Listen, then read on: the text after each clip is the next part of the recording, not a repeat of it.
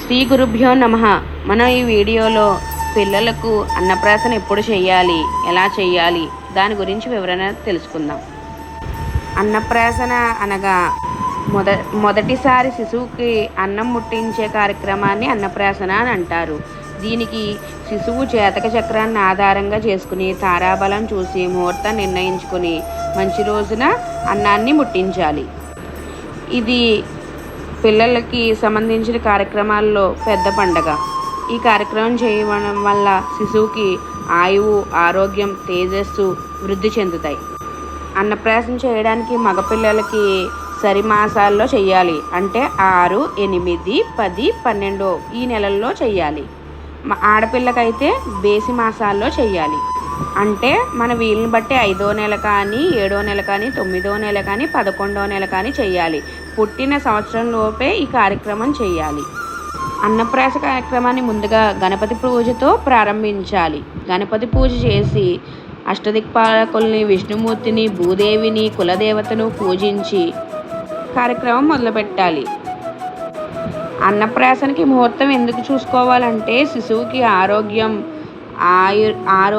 ఈ ముహూర్త బలాన్ని బట్టే శిశువు ఆరోగ్యం, జీవితం నిర్ణయించబడి ఉంటాయి. అందుకే ముహూర్తం చూసుకుని ప్రారంభించాలి.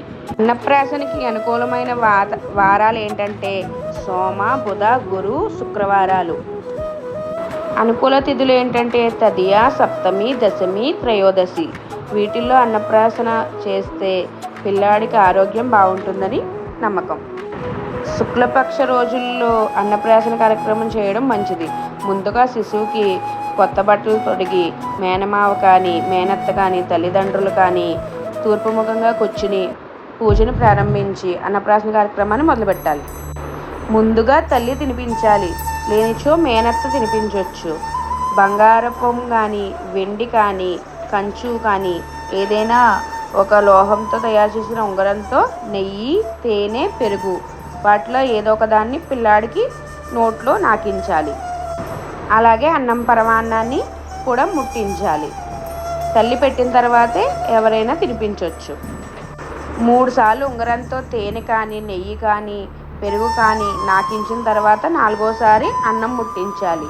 అలాగే మన బంధువులు ఎవరైతే ఉంటారో అమ్మమ్మ, తాతయ్య, నానమ్మ, తాత అలాంటి వారందరూ కూడా పిల్లాడికి అన్నం తినిపించవచ్చు. ఈ అన్నప్రాసన కార్యక్రమం పూర్తయిన తర్వాత అదే సమయంలో దేవుడి పీఠాన్ని ఏర్పాటు చేసుకుని దేవుడి సమక్షంలో పుస్తకం, పెన్ను, బంగారు నగలు, కత్తి, పువ్వులు, డబ్బులు ఒక్కొక్కటి విడివిడిగా పేర్చి శిశువుని వాటి దగ్గరగా కూర్చోబెట్టాలి. అక్కడ పెట్టిన వస్తువుల్లో శిశువు ఏ వస్తువునైతే మొదటగా ముట్టుకుంటుందో శిశువుకు సంబంధించిన జీవనోపాధి దానికి సంబంధించినట్టుగా ఉంటుందని ఎప్పటి నుంచో వస్తున్న సాంప్రదాయం. డబ్బులు ముట్టుకుంటే డబ్బుకు లోటు ఉండదని, పుస్తకం ముట్టుకుంటే చదువుకు లోటు ఉండదని, బంగారం ముట్టుకుంటే ఆభరణాలకు లోటు ఉండదని అంటూ ఉంటారు. ఈ కార్యక్రమాన్ని చాలా కుటుంబాల్లో వేడుకగా చేసుకుంటారు. ముహూర్తం చూసుకుని కార్యక్రమం చేయడం అనేది ఉత్తమం.